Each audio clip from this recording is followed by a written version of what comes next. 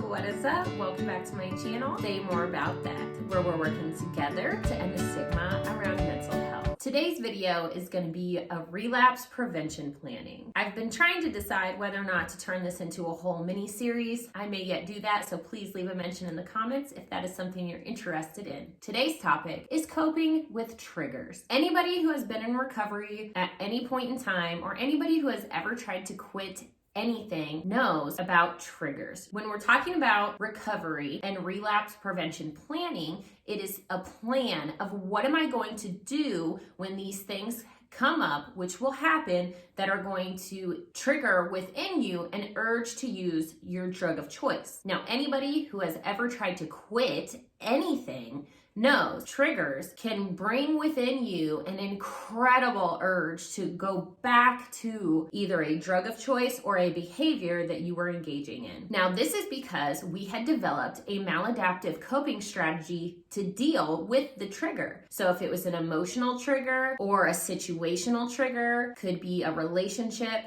friends, work, anything, we would use either a drug of choice or a behavior to deal with our emotional state around that trigger. So when we're talking about recovery from substances, it's very important to know, what am I going to do when I get triggered? Because triggers can lead to craving. So what do you do when you've been triggered and you're trying not to use your drug of choice? The first thing you need to recognize is that you have been triggered, that it is not your rational thinking that is telling you to go use your substance of choice. It is a trigger and an emotional state, and it is a natural human reaction to want to go back to things that have worked for us in the past. Number two, have alternative behaviors. It's very hard to change behavior, especially if you're not putting something in place of the behavior you used to engage in. If you are a person in recovery and you do not want to go back to using your drug of choice, then having alternative behaviors to engage in is going to be very helpful. An activity such as a puzzle, a distraction like watching a movie, exercise.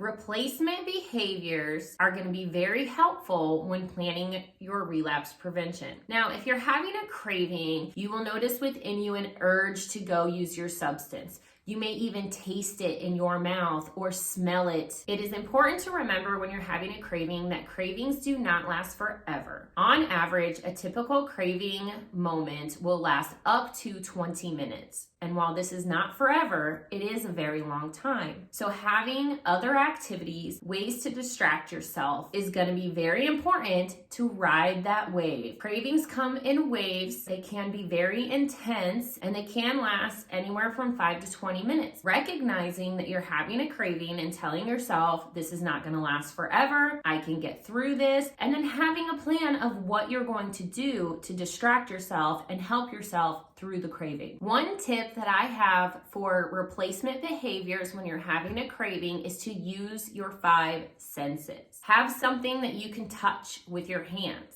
whether it be a squishy ball, Play-Doh, or even just some kind of a fidget that you can mess with. Something to do with your hands to get that sense of touch. Another one is have something to taste, whether it's a peppermint, a cinnamon stick, chewing a piece of gum, any kind of candy or chips or an alternative flavor that you enjoy. You can use lotions or candles, even washing your hands with a scented soap to engage your sense of smell into something that is more relaxing. Listening to music is always a good distraction. If you are struggling with a craving, you can listen to an upbeat song, something that takes your mind away from the craving or any thoughts that might be triggering your craving. I hope you found these tips useful in your own relapse recovery planning. Please give my channel a like and subscribe, and share this video with your friends. Thank you so much for watching, and remember to be kind to yourself, because the world is a better place with you in it.